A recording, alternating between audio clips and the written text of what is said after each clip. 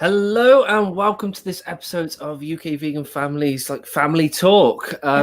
Today we have the Zero Waste family, who are from San Diego. Is that correct? Yeah, right. Is the sun behind us? I know. I'm so jealous of that sun right now. Right, so we're going to just show you their profiles, just too quick. So this is their YouTube, guys. If you want to go and have a look. There is some absolutely brilliant treats on here. Yeah. Just have a look quick. What's up there at the videos? Oh, there's lots of good stuff on here. Royal gingerbread truffles.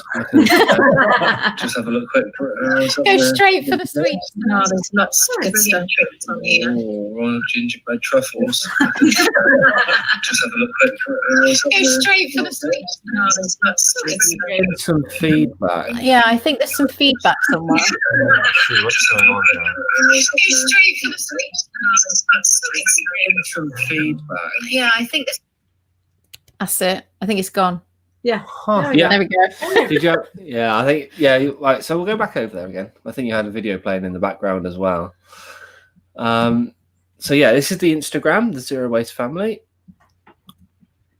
Oh. Yeah, there we go. There's our little thumbnail. Right. So got some good foods here. Oh, look at that. Is that like a casserole or something? Oh, some good, nice fruit veg there. I take that's homegrown as well. Uh-huh. Oh, nice. Absolutely.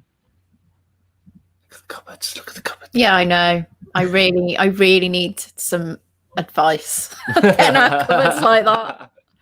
Yeah. So yeah, that's their profiles. Go and check them out. Go and subscribe. Go and follow. And right then. So welcome. It's James and Frederica, isn't it?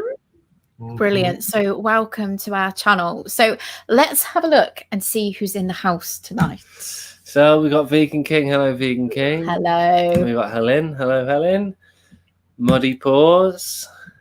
The tribe. Gary. Hello.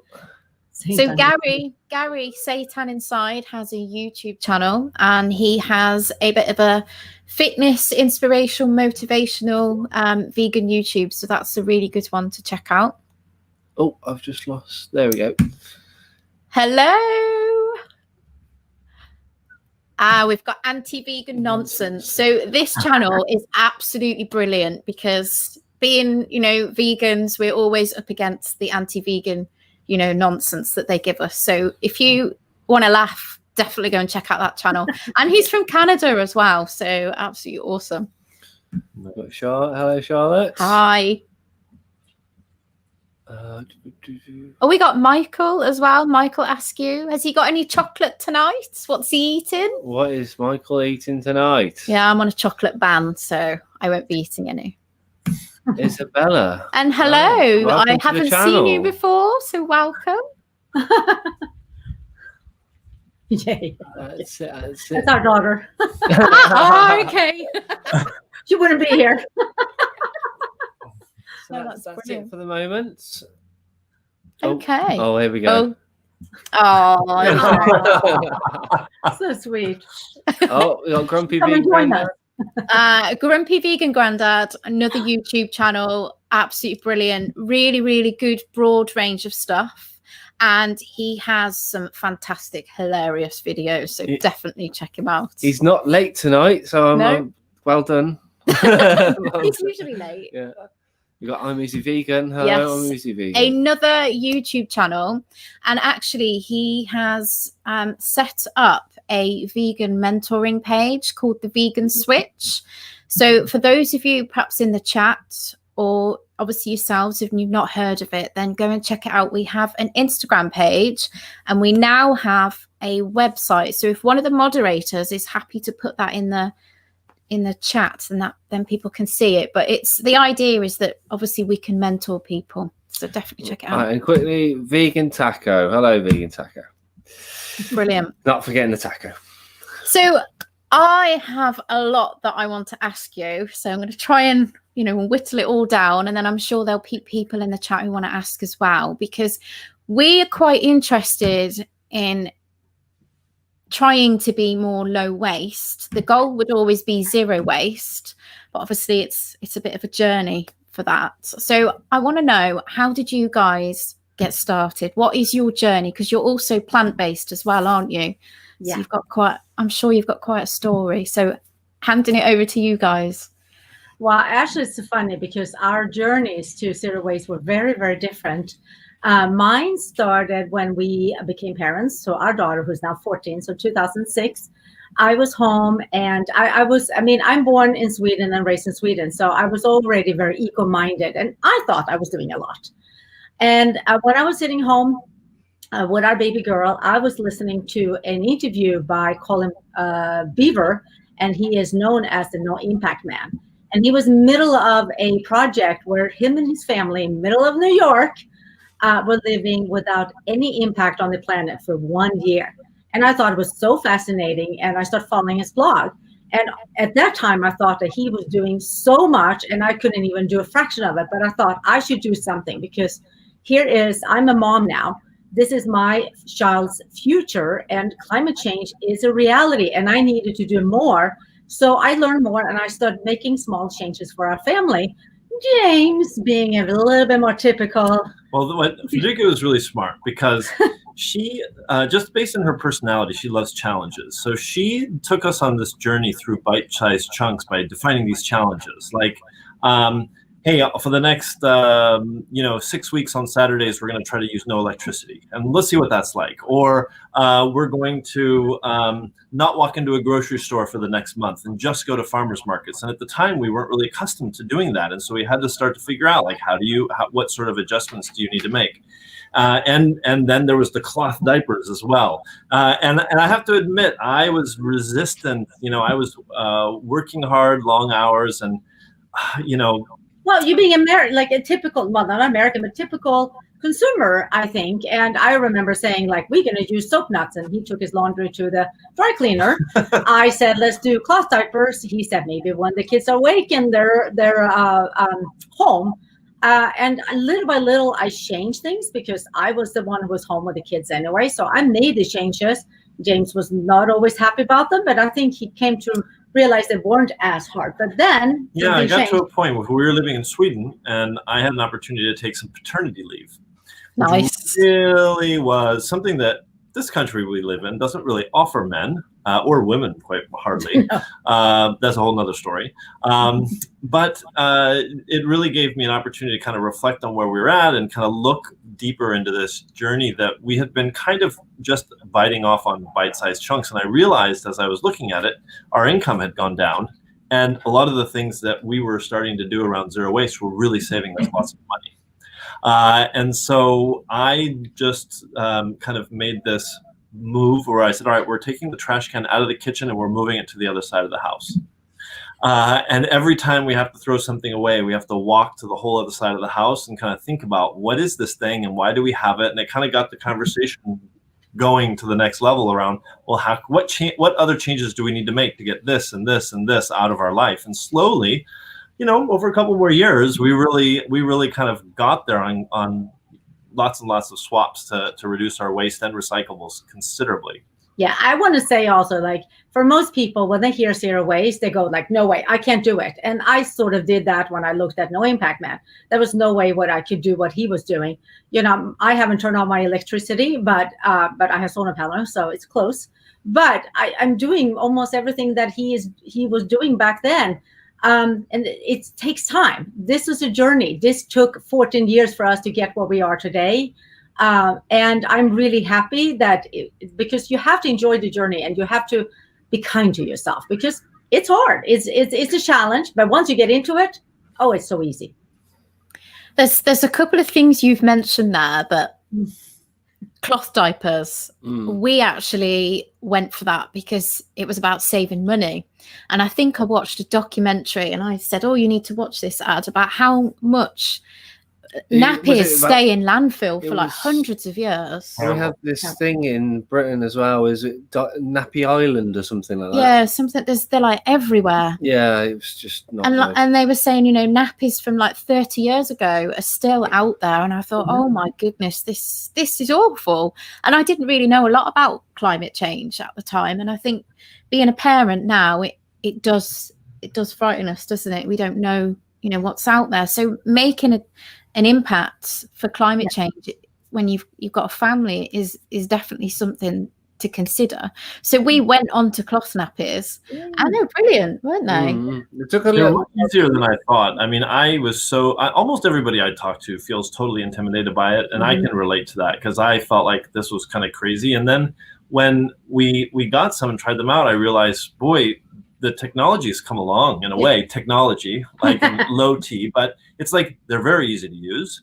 And with a little and they weren't as dirty as I thought because you have like a little disposable liner. And heck, as parents, you're doing laundry kind of constantly anyway. Another couple of times a week, it really doesn't change your world. And so once we kind of got into it, it really wasn't anywhere near as daunting as I thought it would be. But we also have to think about what's in those disposable diapers or nappies. Like you say, I like it much better like that, because it is chemicals and it touch your child and they absorb it and they are so sensitive.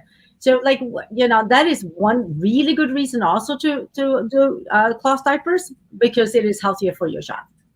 We also did the cloth wipes as well, didn't we? It took us a little while to get into those. But they used to carry around a little spray bottle. I mean, he's toilet trained now, but we had like a spray bottle. Yeah. It was really good, wasn't it? Yeah, we used to have to add like this little lavender little oil. Is it essential oils? I think so. I can't remember. Something like that. Yeah. But you were saying about soap nuts. We tried Conkers. Oh yeah. And it was a disaster. Yeah, it was. I went and got. How many did we get? Got bags for and bags full of. We did a video about it. And I stupidly stored them in the shed outside. And I went to and get them. There was over 1,000 in there. And a squirrel or something had gone to town. There was none. There was one left in the black bag. It had the lot.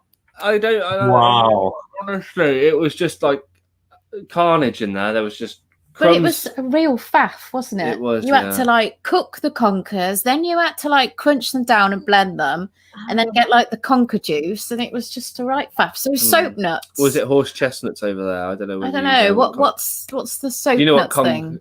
Yeah, I don't know conker. I've never. It sounds daunting actually. Yes, it was. But yeah, I mean soap nuts. So soap nuts are naturally occurring. They grow on trees, primarily in India, I believe. And they and you basically they're basically naturally occurring enzymes. That's great. And so basically you get a little you get like a big bag of them, maybe with 100, and you put about a half a dozen in a small satchel and just toss it in with your laundry. And if you buy commercial based enzyme laundry detergent today, I think it's basically inspired from naturally occurring enzymes, and so it basically just cleans your clothes that way. And when the soap nuts start to break down, and when they're kind of start to break down too much, you just throw them in the compost. But they clean quite well, and they're natural. And the nice thing is that our wash machine drains out into a little fruit tree corridor we have off the. Sorry, I point the right way here. Off that way, so our wash machine waters all of our fruit trees. And so we actually have to use almost all laundry detergents. Virtually every single one of them has sodium in it. And so you have to use either something like Oasis in the US, it's a laundry detergent without sodium in it, or you have to use something like soap nuts, which are completely safe to put directly into the soil.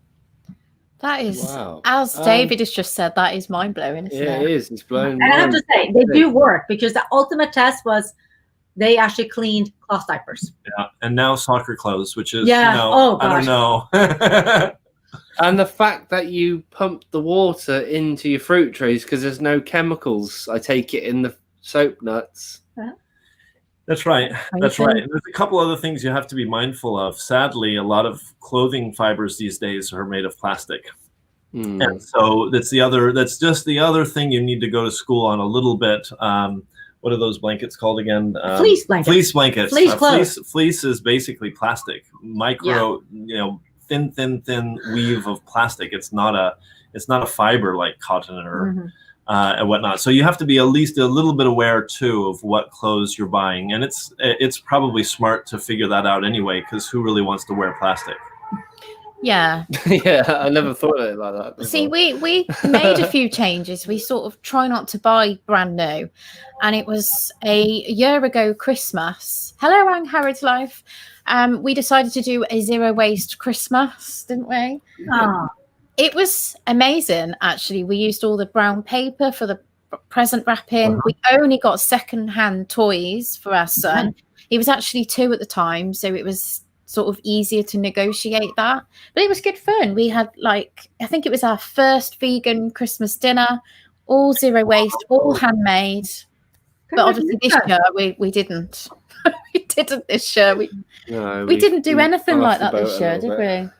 Which is a shame, but we do need to make some changes, which is why I thought get you guys in on January so that we can all learn something. But also, one thing I've seen you do on your channel is you do no spend challenges, which is something we tried to do last year.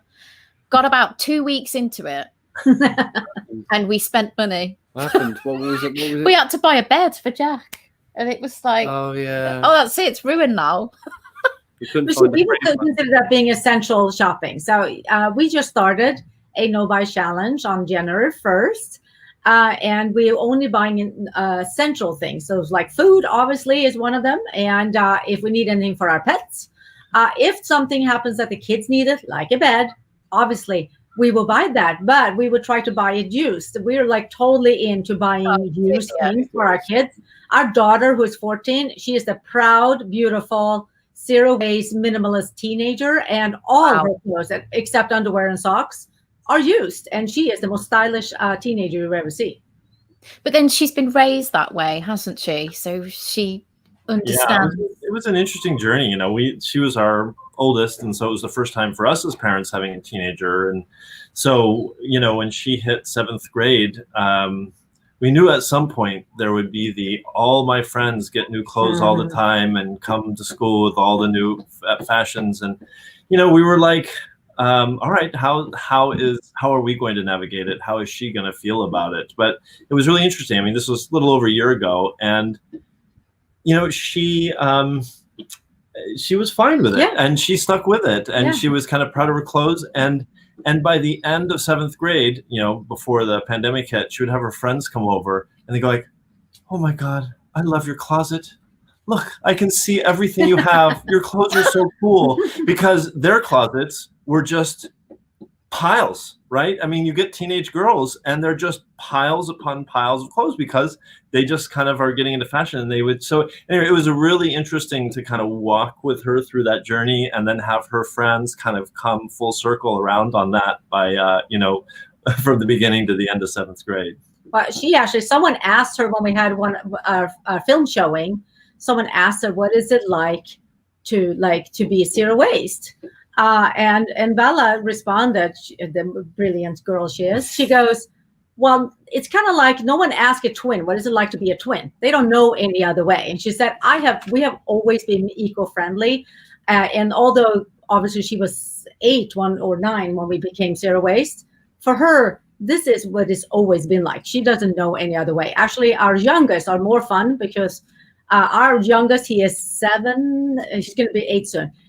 He was 2 when we went zero waste. He actually came home with a paper towel from school, determined that this was a treasure map because he has never seen a paper towel before. They had these paper towels at school and it had these squiggly lines all over it.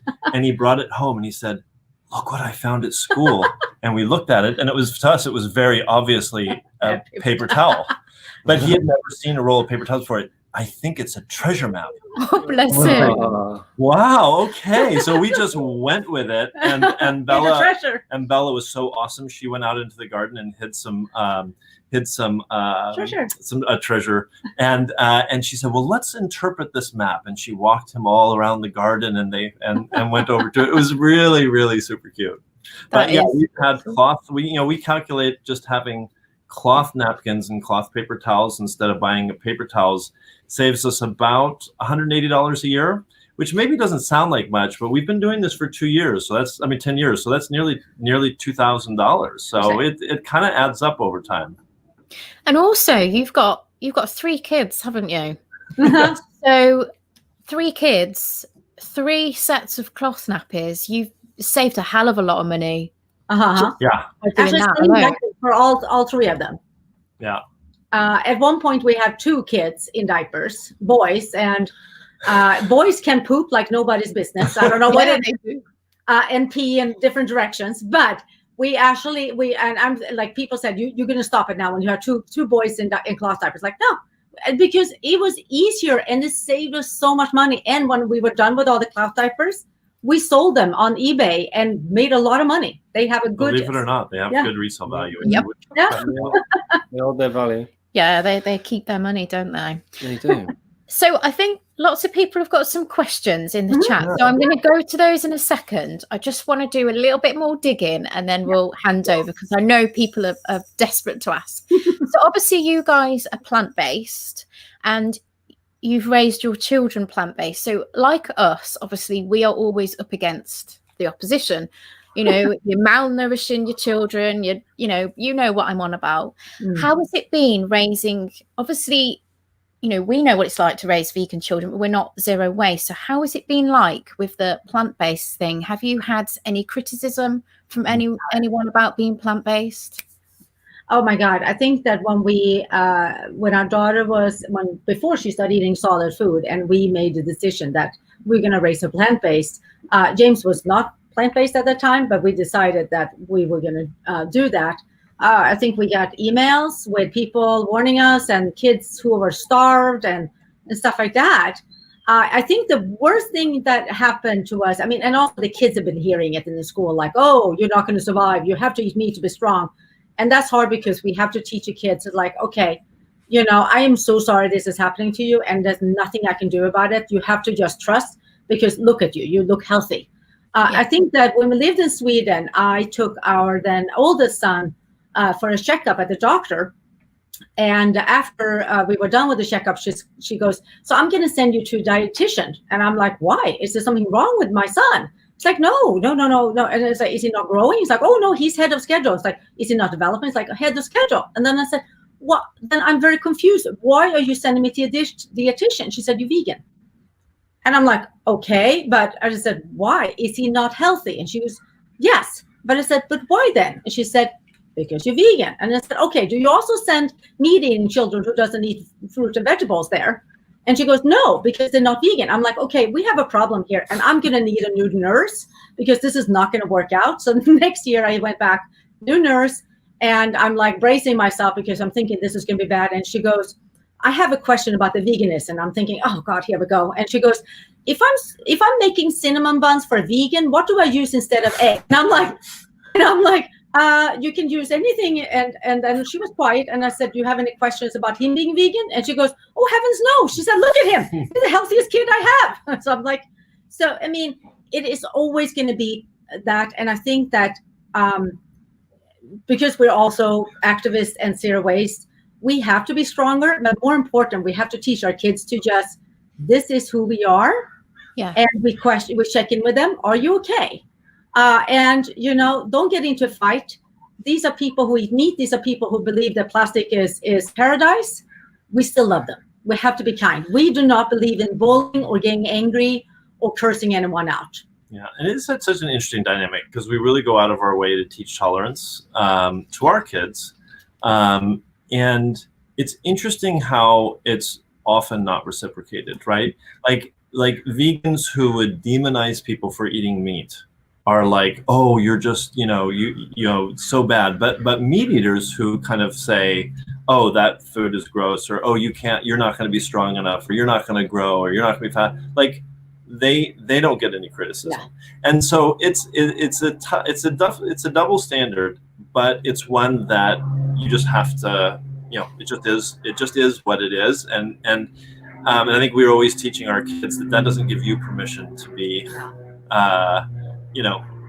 naughty about it? See, for us, obviously, we are ethical vegans. So very much we've taught, I mean, I've actually never eaten animals and neither has Jack. So I have taught Jack what my mum was teaching us about animals, and we don't eat animals, and this is why. So Jack very much understands that, you know, animals, they are someone, and that's what we've been teaching him. And for us, it's not about demonizing other people. It is about other people knowing that animals, you know, you don't need to eat animals. They're not here for you. They're here for themselves. And right. That's what we've obviously taught him. But the bullying thing is, I mean, I don't know if you guys know, but we've been at the forefront of the anti-vegan bullying. So we know all about that. But it is very much about educating, I think, as vegan families. We have to educate people that we are raising our children vegan, and it is completely safe. People think we are nutters at times, and it's not that at all, is it? It's not. I mean, the nursery have been really good with learning. They've sort of worked really hard with us to make sure that they're doing everything they need to do. But there are times where it's difficult because it's a lack of understanding, and we're in a society where it's not a vegan world, and it is difficult. Yeah, I totally sympathize with that. And it was interesting. We had last year, our middle one was 9, and that's that 3rd grade time where at least boys get very competitive. Who can run the fastest? Who can jump? Who can kick the ball the hardest? Or who can kick the ball the furthest? Everything's comparisons. And this is when this topic came up around you know, you have to eat meat to be really strong or really fast or whatever. This started coming around. And so we, Frederica was smart. What's that movie that we watched? Oh my God. I put you on the spot, of course. Yeah, no, I can come up with it, but it's Arnold Schwarzenegger. Yeah. All these vegan athletes. Game Changers. Yeah, Game Changers, thank you. Thank you. So we had a family movie night and watched Game Changers, and that just it just kind of allowed him to stand in that power zone that it's like, no, you don't need to eat meat to be fast. You don't need to eat meat to be strong. Loved it. He loved it. And afterward, he's like, he was feeling so empowered. Look at some of the fastest, strongest people in the world, athletes, and they are vegan. So for him, there was for him to identify with that. And I think that is what we do. Whenever there's someone who's vegan, we will point it out to the kids and be like, look at that person. He is strong. She is amazing. She is a singer. What you can admire her. She's vegan. Well, you can tell him, but I'm actually a vegan runner. And this morning I ran 25K, and I do that for fun because I enjoy it. To eat? Yeah, I didn't eat before I went running. I run fasted, and I generally run half marathons weekly. Wow. So you know, it's all part of the thing for me. I run in a vegan runner's top, so everyone can see that I'm protein deficient. And if you want to, do you have Netflix? Is it Netflix or is it on Amazon for Fiona Oakes? Think it's Amazon Prime. Amazon Running for Prime. Good. It's called Running for Good, and this woman is amazing. Like the world champion at doing 7 marathons, the Guinness World Record, and she's vegan. And she has no kneecaps. And she has no kneecaps. Vegan. Go watch it. It's brilliant. I mean, I love it also that, I think it's so important to teach kids about compassion. And the first step for us, it is all animals and plants, in our opinion, has a soul. And it is important. We don't destroy the planet. We don't just trash the planet. We also don't destroy animals, and we don't eat them. Or we keep joking because we have chickens, and our mentor said that never name a chicken you plan to eat, because obviously it's harder to kill them. Well, our chickens have names, and whenever they pass away from old age, they get a very beautiful funeral, and they mourned. But we, a big part of plant-based eating for us is growing the food that we eat, which we haven't touched on, but you can kind of see behind us. We grow, we live in the city. We're just 10 minutes from downtown San Diego, so we don't have a very big property, but we kind of our whole backyard and the side of our house and the front of our house, we grow food. 80% of the food that we eat, we grow in our yard, and we even grow more food so we can actually donate to friends, families, and our community during pandemic who are suffering and not having enough food to eat that we can grow to give. That's incredible. That is amazing. Yeah, definitely. We struggle with the growing thing because we don't have a lot of sun in our garden. No, it's too wet. It's a north facing, or is it's north facing? It's a rubbish garden, and it's really boggy. We do try, but we are also north facing with low, with not a lot of sun is really, really tough. Yeah, and loads of snails everywhere. The moisture brings it out. Yeah, we have the opposite. We have, like, right now is a perfect growing season because it's cooler and we get occasional rain. But we have the August, September, October where almost nothing grows because we have so hot. We have so hot instead, which is, you know, frustrating in itself. But we're navigating it. So what kind of things have you got growing in your garden then right now? Well, let's see. Behind us, we've got lots of kale. I don't know whether you can see it. Lots of kale and lettuce in this whole box over Fredrika's head. That's what we eat the most. Lots and lots of broccoli, cauliflower this time of year. So we will try. We probably have 50 broccoli plants in right now, and we will try to grow enough broccoli for the whole year for us. We oftentimes don't make it, but we'll try to grow enough broccoli. So we'll be able to eat from it for 3 months, and then try to 6 to 9 months. We'll try to have enough broccoli to freeze, and we eat broccoli soup probably once a week. And so it's kind of a staple ingredient for us all year long. We grow tomatoes, we grow carrots, beans, garlic, onions, pretty much everything. Cabbage right now, red cabbage. So a lot of winter vegetables. Well, let's put it this way: we have 17 different kinds of fruits and berries growing on our property. Not right now, obviously, because it's the winter.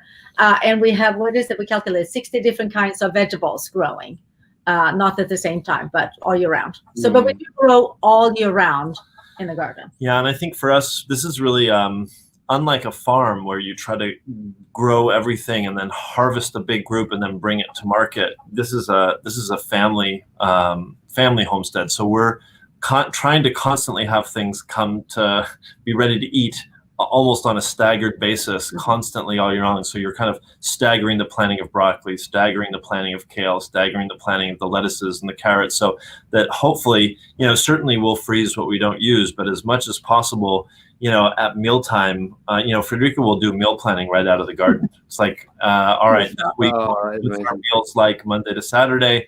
What can we pull? And she's always is so triumphant. I always love it. She's like, all right, we ate something from the garden and something from the freezer and something came out of the fridge. And she has this goal, like every meal we've got to have something from the garden, something out of the freezer, because it's easy when it's a challenge. She loves challenges, and it's easy when you have a lot of food to forget about it, get lazy, I feel like pasta tonight. But we have all of these carrots that are ready to eat, right? And so it takes a little bit of a discipline to do your weekly meal planning around what you've got coming out of the garden. But it's fun. Yeah, see, there's a lot of stuff going on in that garden, and that is probably almost a full-time job. So do you guys work as well as manage this garden? Yes, we actually work and homeschool 3 kids at the same time. Wow. It's been a challenge, to be honest, this last 9 months. Yeah, actually, if you ask us what we argue most about, it's actually tomato plants. Because tomato plants are the most finicky vegetables, or I guess it's a fruit, you can grow ever. And we have something like 20 of them that actually stirs up a lot of arguments because they need a lot of care. But yeah, we do have that. We work a lot in garden. The kids are a huge help of it, because the garden also is a classroom for our kids. It's science, it's biology, it is everything. They learn so much, and math. I mean, they learn so much from helping us grow things, and it is amazing to see how much that fostering them. Because last week we're picking lemons from one of our lemon tree, and our oldest son, he just turned 10. He said, I'm going to plant a lemon tree when I grow up. When I move out, I'm going to have a lemon tree. They all talk about that they are going to grow vegetables in some sort of form. And I'm like, what great skills have we taught our kids? He did not know what vegetables came from when I met him. Yeah. And you do fun things, right? Like our 10-year-old is really interesting at estimated weight. So when we picked a whole bunch of lemons the other day and we had a big crate of lemons, I was like, all right, how many pounds do you think this is? He's amazingly good. I mean, again, this is like a math thing, right? But just how do you kind of make games out of every little step? And he loves lemonade popsicles. So it's like, all right, we got to pick the lemons. And so each step of the way, it's like having fun picking the lemons and then weighing the lemons and then squeezing the lemons and then making the popsicles and having them in the freezer. And so it is trying to have fun with it. And they'll learn so much for their future with this way of living. It's brilliant. Absolutely love it. And they eat so well. You have never seen kids love green leafy vegetables and broccoli as our kids. They will gobble it down. Our youngest will literally walk around the garden, grab a leaf of spinach or something and just gobble it down. I love that. Yeah, as loves the vegetables. I think a lot of vegan kids are the same though. They will eat all their vegetables, which is good. Yeah. As long as you stick at it. I mean, our middle one was the most finicky, but you just keep saying, nope, you have to have 3 bites, and you just kind of keep doing it. And then eventually it's like, oh yeah, he just eats salad now, no problem. It was like Jack the other day with that massive floret of broccoli. He was just like gnawing into it. Yeah. It was just... He does. Bloody hell. So Adam's going to go through the comments and see what we've missed, because I know we've missed a few. But my one question would be, for someone like us, I mean, there are things that we are already doing, but for perhaps someone who's new to zero waste living, who wants to make some changes, what are your top three things that you would recommend? That we're all doing, but no, that we're all doing. Oh, I'm Easy Vegan has asked the question. What would your 3 easy tips on zero waste around the house, which we are all not doing? All right. I would say, for me, I would say that buying more used toys, furniture, bikes, and clothes, that makes a huge difference, not only financially, but also because fast fashion and even furniture and toys, it is a huge environmental problem. Kids don't care where toys come from. They really don't. We have the solution that it has to be brand new. And with the pandemic, everyone is like, oh my God, germs, clean it, disinfect it. It's going to be fine. Let's sit there for 3 days. Yeah, exactly. You're going to be fine, because even if you go buy a brand new, people have touched it. So that's a news flash to everyone. I think that's mine. I'll add composting. So do that. The average family has about 20% of their trash volume is food scraps. Your mileage may vary, but that's the average. And if you send it to the landfill, it basically, a lot of people have the misconception that it composts in a landfill. And it just doesn't. It isn't. Composting doesn't work that way. It has to be in the right environment to compost, and so it turns into methane gas, which is one of the biggest producers of greenhouse gases in our environment. So it's really important to come up with a way to get food out of your trash and into a compost. And if you're lucky enough to have curbside composting, it's becoming more and more common. We unfortunately don't have it in San Diego. I predict in the next 10 years it's going to be a real huge shift in the US. But for now we don't have it, and so we compost. And of course we have a garden, right? But even if you don't, we've got a great video on our YouTube channel about bokashi composting. It's quite a popular video. It's the easiest way for somebody who's never composted before. And you can do it even in an apartment, or if you don't have a garden. Yeah. And then you can just put it out if you've got a canyon or something like that. You can even just dig it down there so that you're actually replenishing the soil rather than killing the environment. So that's, I would say, number 2. Yeah. And I would say one of the easiest switches I think that we have never regretted is to swap out our paper towels, kitchen paper towels, for reusable cloth ones. I think that we actually have a whole stack of them in our kitchen, and I think we come to the point where we might need a few more, only because we make more messes. But that has been I had never missed having a paper towel, ever. So that's an easy one to do. Yeah, and typically my third recommendation would have been bulk shopping, because most of our recyclables and single-use plastic and trash, when we really did an analysis of where we were producing trash, I would say once you got food scraps out of the way, it was 60-70% in the kitchen. And so bulk shopping is one of the things that really shifted things for us. I think you saw a picture of our cabinet there in that one Instagram when you did it at the beginning. Now, the pandemic has put a real has made that a real challenge. Right, that picture there. Right, so you see all of our jars, and we before the pandemic, you would just take those jars to the store, you just weigh them, whatever food might be left in there, and just refill them at the store each time. That's become more challenging with the pandemic. I do hope we get back there. We had this question a lot, so we actually had a YouTube video last week about what we're doing in the pandemic, and so we buy large sacks of food. Now we're a family of 5, but we get rice, red lentils, green lentils, black beans, pinto beans, oats, pasta, oats, all in 25-pound bags, paper bags from our local co-op. Now, of course, Frederica laments that her closet has become the storage zone for large bags of food. But, for us, it takes, 3 to 6 months to go through, a 50-pound bag of oats. And they don't go bad, so who cares? Yeah, and so we basically brought bulk shopping home, so to speak. And that's, if you're single in an apartment, that may not work for you. But that's that was an important priority for us, not to be going back to buying lots of food wrapped in plastic. And we eat a lot of food, and so and we don't make rice, and we don't have a flour mill behind us, and so those are things that we have to buy. Yeah, and I would say that the 5th one would be, for me, I would say that clean your house with homemade cleaning supplies. The thing is that we are taught that we need 15 different cleaning supplies for the house, and they're all filled with chemicals. Otherwise, the house is not clean. It's not safe. In fact, with just vinegar and baking soda and a little soap, you can clean the whole house, and you can actually disinfect. We never bought those Lysol wipes when everyone was freaking out about that we needed to disinfect our hands. We make our own. And they are cheaper, and they're safer, and they're reusable, and they're zero waste. And, it's not going to kill us with any chemicals. It is so easy to clean your house with just homemade stuff. We did that. Wow.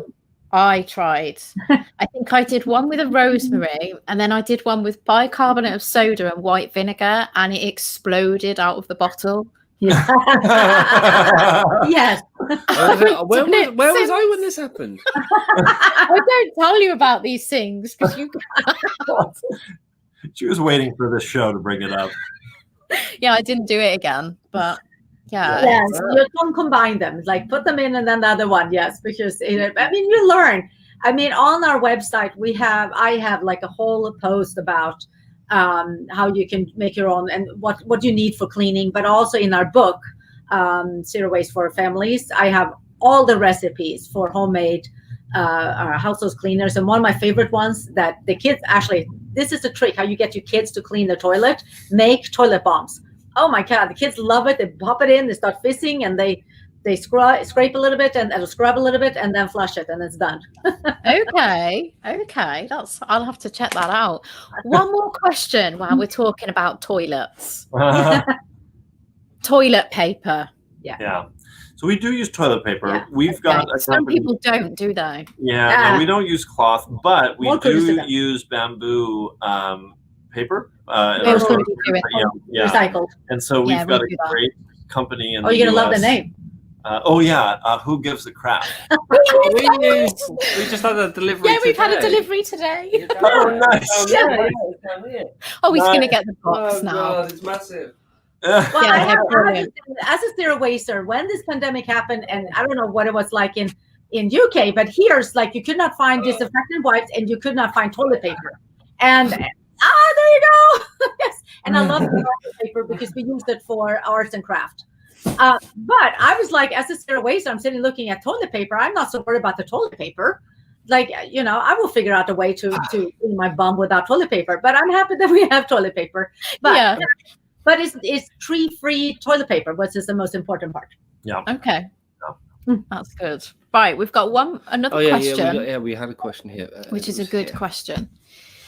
So, the zero waste life, what are your thoughts on electronics like phones and computers that have a huge environmental footprint? So a couple of thoughts on this. I'll kind of dig it from a kid angle and then an adult angle. So our kids go to a Waldorf school. And so we have a strong, this is a philosophy that kids, media, whether it's TV or iPads or whatever, really tends to take over their imagination, and they have a hard time with having naturally developing their imagination. And so we really try to not have devices, particularly for the young kids, at all. We don't have a TV at home, and any sort of device they have, we try to like do audiobooks and that sort of thing. In terms of, but we do have device. We're right here on a computer right now, for instance, and we don't have a choice in that. And so, I think there's a couple things we try to do there. One is that we,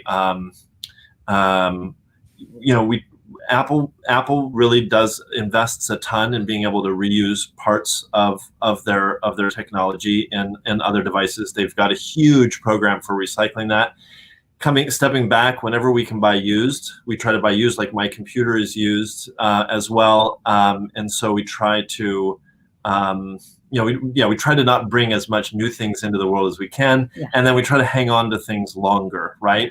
So if you can get one phone every 4 years rather than one phone every 2 years, whatever your cycle might be, that might have a little bit of a different situation, but how can you basically extend that out as much as possible? Okay, that's good advice, definitely. This one here. Yeah. Okay, so I'm Easy Vegan. Just out of interest, why is it that you don't class yourself vegan? I think. Oh, you mean like on our website? You mean, or just in terms of like today? You mean? I don't know. I mean, we talk about ourselves as vegan and plant-based. Yeah. We do have chickens, but we primarily have the chickens for the fact that they actually eat a lot of our food scraps, and we actually take basically they fertilize our garden. Well, our chickens, I like to make it because people ask us, how can we have chickens when we're vegan? The chickens are not here for eggs. They're here because they actually have a very important part on our homestead. They eat our compost. They are the cutest composters ever. They are cuddlers. Our kids are it's their friends. And also they provide us with fertilizers, which is really, really important. I think people will consider this not vegan food because we use chicken poop to be on, but it's hard to find fertilizer that's completely vegan. Yeah. I mean, the cycle of life is that, fertilizers come from, anyway, I mean, it basically comes from the poop of animals. I mean, that's just how animals eat plants, and plants produce the fertilizer, and it's kind of a cycle. And so, and I do think we class ourselves as plant-based vegan. So, and if you go to our website, we have a whole section on plant-based vegan food. So, okay. I'm interested about these chickens, though. I would love to rescue some. We want to rescue some. I do. Yeah, we have 3 that are actually 2. One, unfortunately, she passed away, but we did rescue. We didn't know we rescued them, but they were definitely rescued. They came from some not very nice home because they came without any feathers, and they were very, very scared. And they, I don't know how they lived. And I remember my daughter being so sad, and she was actually, she would go out and check on them. But it was amazing how quickly they regrew their feathers and how they integrated with the rest of the chickens. We have a chicken who is 8 years old, which evidently she is ancient. Our chickens, they live with us for the rest of their life, and we have fun. Her name is Gunilla. She's named after his Swedish teacher. And it is like, I don't know, it's such a joy to see that she's living that long only because we take good care of our chickens. Yeah, I love that. That is so lovely. And if you don't think that chickens cuddle, we have chickens a little bit fly into your arms or come out here and hang out. They are so curious. And whenever the kids are out, they will follow them around. You are so tempting me. Yes. How do you keep them from eating the kale? Chickens would be that fun.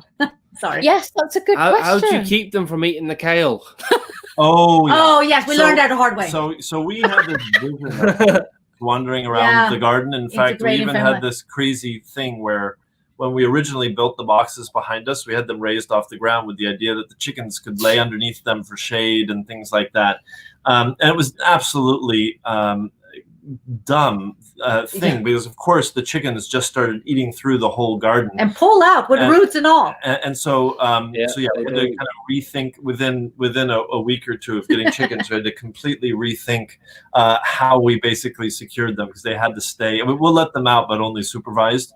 We had to make sure that they didn't get out because they will definitely eat everything. And also when they're out, they're also more exposed to predators. And we have fortunately lost one chicken here a couple of months ago to a predator actually got in through an open door to the thing. And that was so heartbreaking for my kids waking up and hearing, because it was literally our chickens being murdered. And that was very traumatic for the family to wake up to. So keeping them safe and secure has been most important for us. Yeah. Solar door. Yeah. It's key. Yes.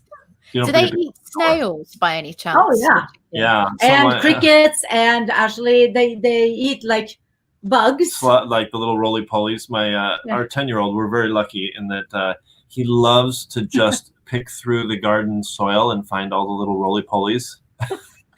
I don't know what but it's a boy thing, right? He gets his fingers in the dirt and he looks through everything and finds them and puts them all in the jar and takes them all over to the chickens and dumps them in. The chickens just go crazy. They just love it. Yeah, you wonder why the chickens love our kids. But kids love animals, don't they? Naturally, they just do. They really Actually, do. we had one. We used to have 2 bunnies, and one our bunny, he was born with some serious problems, and I think that if he'd been to any other family, he probably would have died much earlier. We cared very much for him, but he passed away, and it was so interesting to see the mourning our kids were feeling for this bunny that they only had for like 9 months. That was all he lasted with us, but he's now buried under our apple tree, and thanks to Hetty, that was his name, all these beautiful apples and flowers showed up. Oh, bless him. We used to do that with our chickens before I was vegan. We used to bury them under a weeping willow tree, and that was just there. That was their little graveyard. Yeah, I definitely need chickens. But we didn't have any apples grow from the willow tree, though, unfortunately. Right, here's a question: have you ever grown blueberries? They are my favorite and mine. Yes, I like them as well. I have them on So we've got 3 blueberry bushes in the front next to our little raspberry grove. Raspberry grove. Grove. It's a joke. We have this basically. So along our driveway, one of the last places that we planted was along the front driveway. It was basically 17 feet long by about 4 feet wide. And I was looking at this area after we had planted in the front and the back. I said, 17 feet by 4 feet. That's actually a lot of square feet. We can grow a lot of food there. And so we found it was the last place we dug out, and the top part, just as you look outside our kitchen, the top part for probably about 4 feet by 5 feet was just all raspberries. So that's why I said grove jokingly.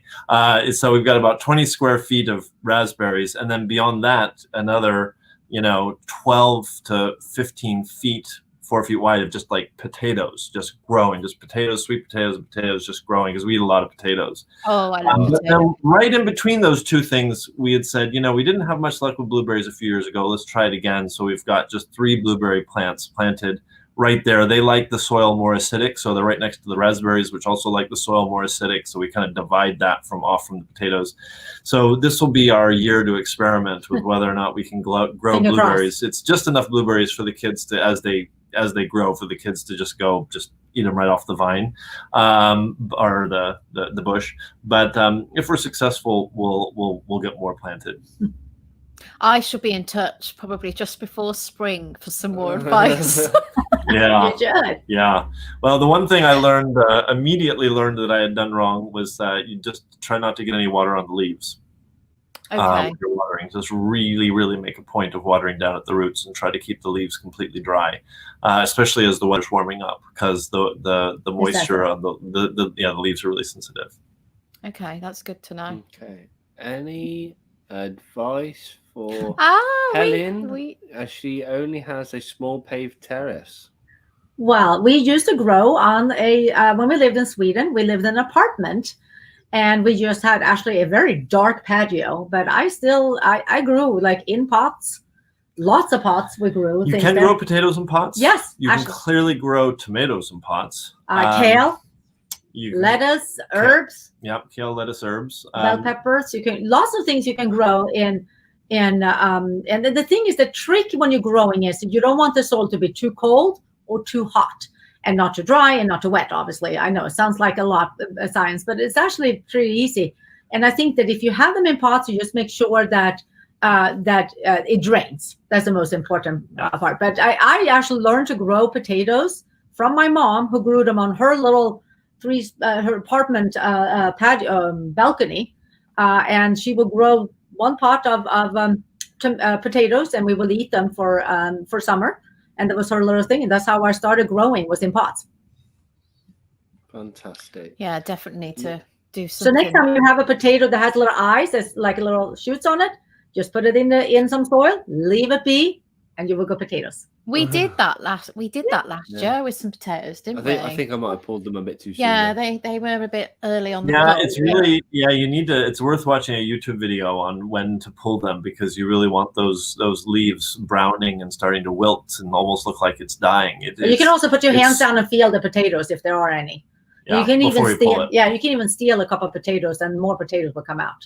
We are definitely beginners when it comes to gardening. It's also kids harvesting potatoes. Boy, kids! Oh. I mean, you're as they just get a little bit older, that was so much fun for them to dig in and discover these. He loves it. He loves being in the garden. Yeah, it's just brilliant. And the other piece of advice, just in general, for anybody starting out in gardening, I would say one of the most important things is to get good soil. Yes. I think the biggest mistake most people make is they go into their backyard and they think, all right, how hard could it be? Let's just huck a couple potatoes into the ground, or try to put some, try to start some tomatoes. But the soil is the key. And so get some good soil from your local nursery. Talk to them about what's good soil. If you're planting right into the ground, dig into the ground and mix in some good proper gardening soil into that area to really help you out. And also grow the right vegetables for the season. So yeah, if you're like in UK, you can grow kale and potatoes and carrots, like any root vegetables and kale. They're really hardy. They will grow. Like I actually had a kale when we lived in Sweden. I had a kale in January, still growing out on the patio that fed amongst the snow. Yeah, amongst the snow. It would poke up, and I will see the deers will stand out there eating it and being like, "Thank you for feeding us." So just find the right thing. You don't try to grow tomatoes or bell peppers in UK. I know that's much trickier, because I mean, you can do it, it's doable, but it's harder. But kale will grow pretty much all year round. I'll try kale this year, I think. Be a good idea. I just want to give a shout out as well to Marissa Miller-Wolfson, who is the director of the film Vegated. So there she is. Hello. Nice. We love that film. Yeah. Love that film. We had the fantastic opportunity of actually interviewing Marissa not so long after we had the bullying experience, and she gifted us her Vegated book, the family Vegated book, and it is absolutely fantastic. It is a really good book. So for anybody who wants to go vegan, has got kids, definitely get that book. It's good. And she has her film was so amazing. Yeah, it really was. It's there's some people in the chat tonight who watched that and went vegan, so it had a massive impact. What else have we got? Oh, we got Peace with Reese. Hello, Peace with Reese. Hello. Nice to have you here. I popped into his live stream the other night. I was watching him play this Pokemon game on PETA. Oh, nice. PETA website Pokemon game about the animal. So one just thought on giving up paper towels. Depending on what your budget is, right? You can buy just cheap cotton towels, right? And if you're on a budget, that's perfect. If you've got a little more money, check out Etsy, because there's lots of people that create just fun designs on on towels, cloth, on reusable towels. They even snap, and you can roll them up like a paper towel roll. Yeah, they have snaps on the ends, and you can snap them together and roll them around. We did that for a few years and then got lazy and said, nope, we're just stacking them in the drawer. But when you're just setting the dinner table, it's just nice to have something that's kind of fun. We've got different designs over the years. I think we've had to buy four sets of them over the last 10 years or so, but we still got the very original ones that we bought and still use them. They're just looking a little more worn. But at any rate, if you've got a few extra bucks, it's fun to get something that just speaks to you a little bit. And that can also be your napkins. I have to say also, like someone was saying that they love composting. Like James here, he is the king of composting.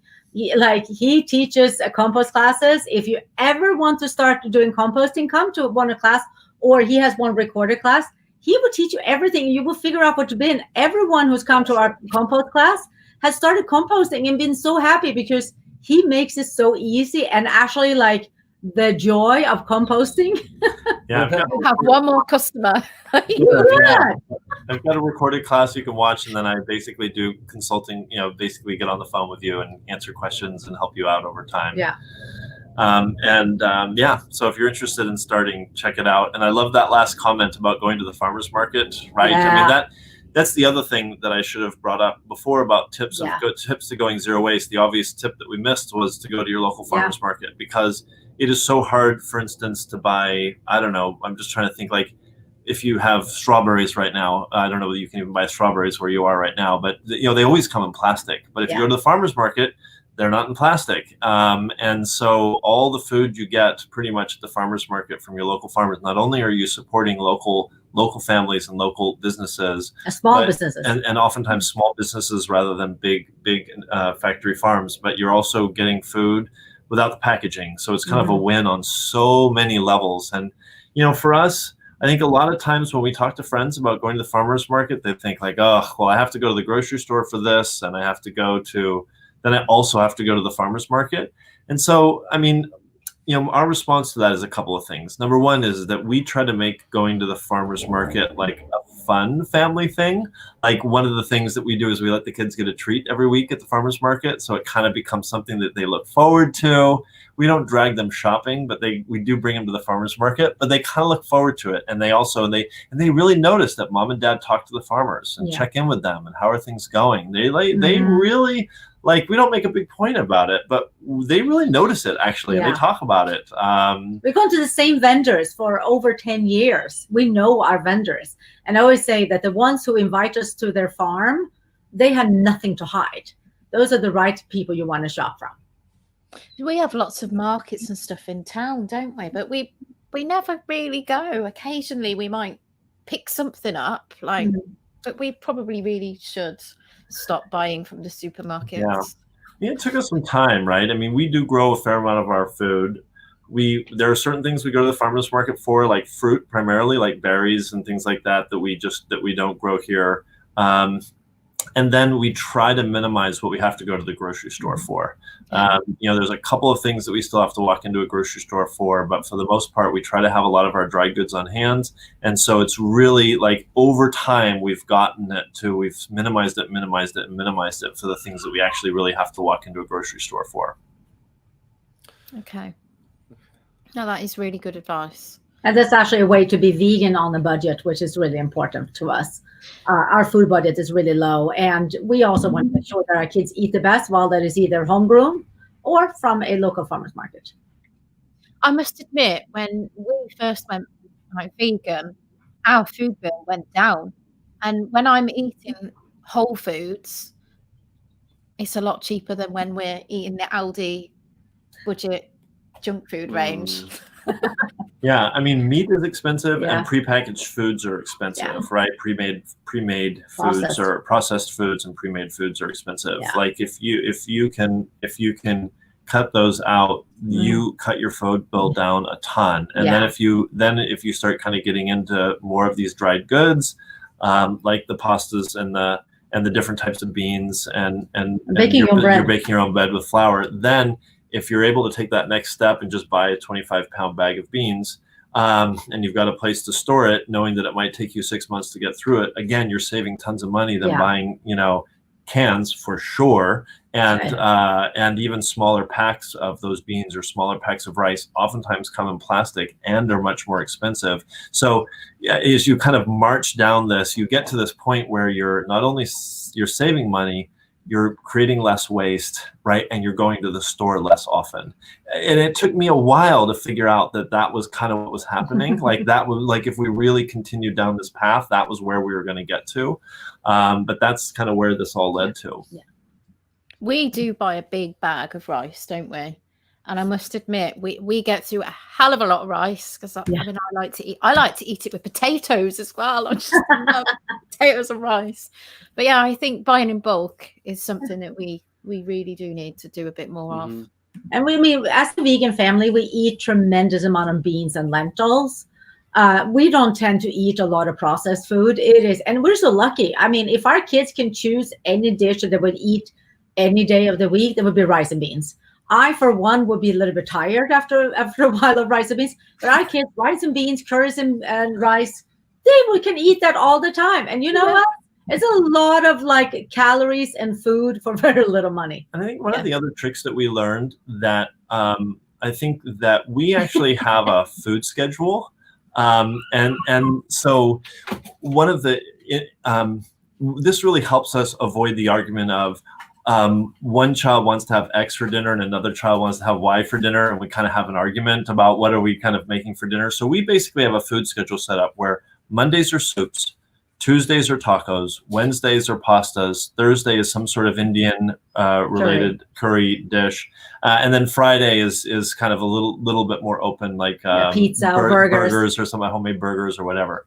And what that really does is it makes it, everybody knows what to expect. Oh, it's Monday. What are we having for dinner? We're having soup and probably some really good garlic bread from the farmer's market, some baguette with garlic, and they love it and they look forward to it. And then depending on what vegetables are coming out of the garden, it might be broccoli soup, it might be carrot soup, it might be, or the YouTube video we have going up tomorrow, Frederica's famous lasagna soup. She'll take leftover lasagna and make a soup out of it. It's just brilliant. Okay. I'm all for that. Yeah, it's the best. It's totally brilliant. So we'll have that video up, I think, tomorrow. But at any rate, in other words, even though we have a lot of structure to our eating, for some people that may sound very limiting, but then everybody knows that Monday night soup night, there's no debate. And then you basically play with that night as to what you've got in the house or coming out or what you've got in the garden. For Tuesday night, tacos can be really fun because you've got avocado and different vegetables kind of coming into it. And so there's a lot that you can play with it. And sometimes we've got tortillas and other times we're doing with rice bowls and whatnot. And so we have fun in that way and can use things out of our garden. Yeah. I think menu planning is a really good idea for keeping costs down anyways. We are a bit late to the menu planning. I suggested doing it probably about 2 months ago, and it stopped us wasting food in the fridge. It's been brilliant. We all pick, don't we? And Jack say, "Oh, I want this week." He helps me do it. So I do think it's a good way of keeping your waste. Oh, absolutely. It's a great challenge. I mean, Frederica, I talked earlier about the fact that Frederica is really always is inspiring us through taking challenges. But it started with challenges about eating out of the cupboard and eating out of the. It's amazing sometimes when you really take stock of how much food you've got in your house. It's just a lot of food, and so to really start to do meal planning based on the food you have in the house. Number one, an obvious money saver, right? Yeah. And number two, it actually is good to get that food used up before it goes bad, right? So then it helps you on zero waste. It helps keep food out of the trash, and so that's also a really important mindset. Frederica talks about fridge googling, right? It's like, all right, I've got these 5 things. What are some recipes that I can do for that? Because part of it is just inspiration, right? You lack inspiration, and so it's like, hey, I've got these 5 things. What can I make out of it? Somebody else can help you get inspired, and it's like, oh, that looks interesting. We have a question here from Marissa. Any tips on how to prevent mites from taking over or in an indoor bin? Yeah. So the mites comes, I assume that means they're attacking the food, right? So first of all, we don't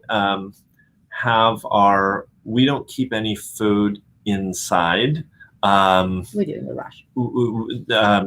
That's used. So we basically have a little compost bin that we just keep right outside that we scrape plates into. And that within every 24 hours either goes to the chickens or goes into a bokashi compost. Or goes to our worms. Like composting, that's a whole session and conversation in and of itself. But at any rate, so we do keep our food scraps outside, which helps. If you don't have the ability to keep it outside, or you're worried about critters like mice or whatever on your balcony, what I would suggest is having some sort of a bag and keeping it in your freezer. Yeah. And for people that have curbside composting that say comes every 1 to 2 weeks, and they don't have a suitable place to keep things in the meantime without getting mites or having critters from outside take it over, I always recommend getting the compost bags and keeping it in your freezer. Yeah. And we used to have last year. We used to have the compost bin inside. our kitchen. Yeah, in the kitchen, and that was like, oh my gosh, the fruit flies were taking over our whole kitchen, so we moved it out. Yeah. And then we problem. did that. We had the fruit flies went crazy last Yeah, they year. loved This- us.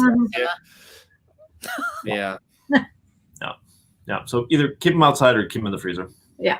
Or get them used, or get them into the compost right away, right? If you've got a bokashi compost or you've got chickens, then just, within 24, no more than 24 hours, just get it handled. Okay, awesome. Oh yes, smash that like button, guys. But love.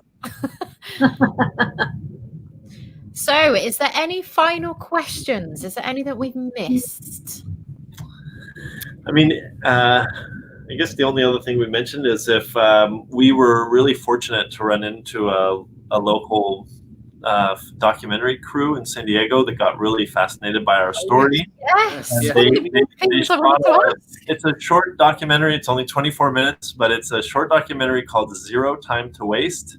One family's journey towards living sustainably. It got accepted at the San Diego Film Festival in October and debuted there. And you can find it on our website. It's a fun film. We actually have a fundraiser if you want to see it in a group on January 26th. We are doing tickets are $10, and we're doing a fundraiser for a local company called Produce Good, or Produce Good, depending on how you want to pronounce it. But they collect food from the farmers after farmers markets and distribute it to local organizations that give it to people that are under stress and need food right away. And so we're partnering with them to raise money. And so we'll watch the film and do a Q&A session afterwards about zero waste, a little bit like we've been doing here. And it's obviously middle of the night UK time, but they do record it. So. Okay. But anyway, it's for good cause. All the proceeds will go to Produce Good, which is really important. We are usually still awake middle of the night, to be fair. Yeah, with kids you usually are. Yes. Hang on, we've got one here. So yeah, go and check out that documentary. I'm probably going to go and check it out straight after this stream, to be honest. You can find it on our website, zerowastefamily.com. Zerowastefamily.com. And if anyone ever has questions about zero waste, please feel free to send us a message or comment on our YouTube channel. We love to answer questions. We are here to help anyone to help reduce waste. I'm sure you'll have plenty. Do you have container gardener or square foot gardening? We have both. We have both. So we do. So we've got in containers. We've got. We primarily do tomatoes and peppers in containers.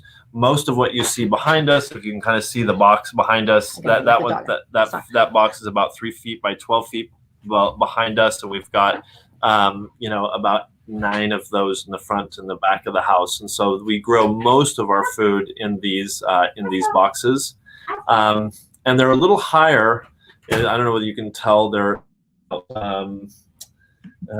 they're about 2.5 feet tall, mainly just because it's nice to not have to bend over and do so much gardening. Sorry, the dog is coming. Hello. So so we do a lot in boxes. Hey, move your tail. Okay, peace with Reese.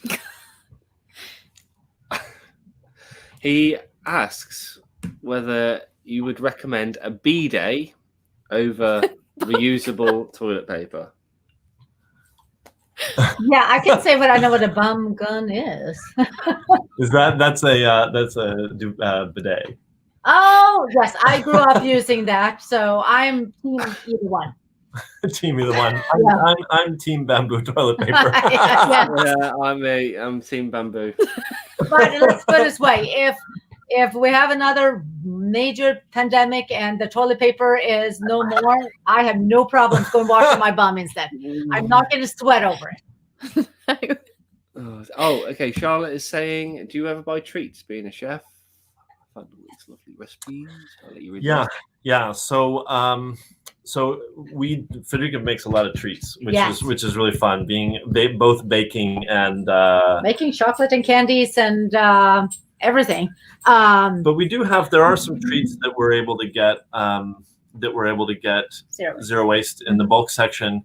It is more limited than a lot of things that come in plastic. I mean, so it's more limited, but we do find our way for getting some treats that are not in plastic, and it's a good excuse to go visit your local bakery, right? That you can get things right in a bag for a chocolate croissant or something like that to get that's zero waste. Amazing. Right, I just want to do this final thing before we go. Yeah, I've got one final question for you as well, actually. Okay. One final question. Tofu or tempeh? Which one do you prefer? Tempeh. We have a local tempeh place here, which is just make tempeh, zero waste, and the most amazing. We do have a pretty phenomenal chickpea tempeh guy at our farmers market. That makes 3 people now. So it's like tofu 5,201, tempeh 3. Slowly, the total hair. You're slowly building support. You just have to find the right tempeh. That's what I say. I have had some bad tempehs in my life, but I also have some really good tempeh. Do you make it yourself? No, not yet, but that is my goal for this year that I'm going to figure out. I have done tofu, I tried, but not tempeh. I failed. Also, I'm lazy because I have a tempeh guy at my farmer's market who makes a rockin' tempeh. So, and he does. I need one of them. I told you that we kind of set it up as something for the kids to look forward to, so they have a treat when we go. And boy, the tempeh guy, they sell tempeh, but they also make these tempeh sandwiches. So good. Such a treat. Such sounds a treat. Amazing. Yeah. Bees jumping in here now. Right, I think this is the final question. Pineapple on pizza. Pineapple on pizza? Absolutely. And banana on pizza. Okay. Now we got to banana curry. We got to give some context on both of those things. So yeah, our boys love pineapple on pizza. So that's kind of a staple. That's kind of a staple when we make pizza. But I tell you, as an American, one of the strangest things that I'd ever seen in my life when I went to Sweden is they have banana curry pizza. And I looked at that and I thought, that must be a typo. And it is the most divine pizza I have ever had in my life. Yeah. Pretty common in Sweden. Yeah. Okay, I've got one final question. Crunchy or smooth peanut butter? Both. Yeah, I'm crunchy, but we you are definitely crunchy. There's conflict. We have both in the house because so we had to do both. Yeah, we're not unified in the topic. Oh God, it does cause we're the family. We have the hazelnut butter, homemade. We have the almond butter. We have the smooth peanut butter and the crunchy peanut butter. I'm like, yes, we eat a lot. Yeah, Marmite. We have tried it. Good, because some people haven't heard of it. No, in this house. No. But the salt licorice candy from Sweden, that is something that as an American is kind of like I look at Marmite and they're like, oh, and then salted licorice candy. I'm like, what is wrong with you? But boy, it's a national treasure in Sweden. Okay, the sweet potatoes with marshmallows on top, American. That's true. That is weird. That's a Thanksgiving thing in the U.S. No. That's a common U.S. Thanksgiving dish that I think people from outside the U.S. can't really understand. Okay, so I think we're nearly done. And Grumpy Vegan Grandad's asked a question there, but we're gonna answer that with what we're gonna do now. So we're gonna take you on over to the Zero Waste Family website. So this is their website. I don't know if you want to talk us through. They have a book. Yeah. Mm-hmm. That was the question. And are you planning on releasing any information or a book? Here it is. Well, the book is, I want to say, like, I always miss having a book that just gives you easy tips for, okay, so how do I do my laundry without zero waste? How do I do parties? And that is what I did in the book because there were no such thing with my recipes for zero waste options. That's right. And there's a little bar. If you want to get a book, we can get a signed copy and pop it in the mail. Yeah, we've got some classes there that you can check out. don't know that we have too many coming up right now. We probably need to get Yeah, refreshed on kind of what's coming up. Well, we We've actually got have some There it recording is. classes. Yeah, there's the compost video that you can get. She- And then the film. There we go. It's the film. Yeah, and there's that January 26th film that you can kind of sign up to get tickets for, or there are other ways to watch it as well. But it was a lot of fun making that. Yeah. And the film and the book are pretty complementary. The film really talks more about the journey. It's not a how-to film. It's more about like what was this like and what were the insights into this journey for us. The book really is much more of a guide and how-to around like, you know, how do we have birthday parties zero waste? How do we do laundry zero waste? What do we do about the bathroom? You know, what do we do in the kitchen? And that's really what the book goes through. That's brilliant. Absolutely Yeah, I need fantastic. to Our watch little it. one eating greens in the garden there. Yeah, it's I all love right. Just go. Yeah. Oh, guys, it's been an absolute pleasure to have you on tonight. It's really good to speak to someone who is doing this so that we can kind of absorb the information and hopefully we can make some changes this year. One thing, one step at a time. That's my recommendation. Yeah. And it's been so much fun to be here, guys. And thank you for inviting us. I really, I really love having you on here. And it's fun for us to talk to other vegan parents. Because why we do they're this. not lonely. Yeah, that's very much why we do this, so that we can support one another. It can be very lonely as a vegan family because you're up against it. But, you know, always here, you know, for vegan families. So, you know, always drop a message or anything, and vice versa. I should be in touch before the spring. That sounds great. And thank you to everybody in the chat who's been moderating, and for everybody who's been here tonight. Really appreciate all the support, and happy 2021. Yeah, as well. Oh, we've just gained a subscriber. Oh, there we go. Hopefully you might you. have a few subs tonight. Looking forward to have you. Thank you very much, guys. Thank you. And we shall see you all soon. Yes. Peace. Right.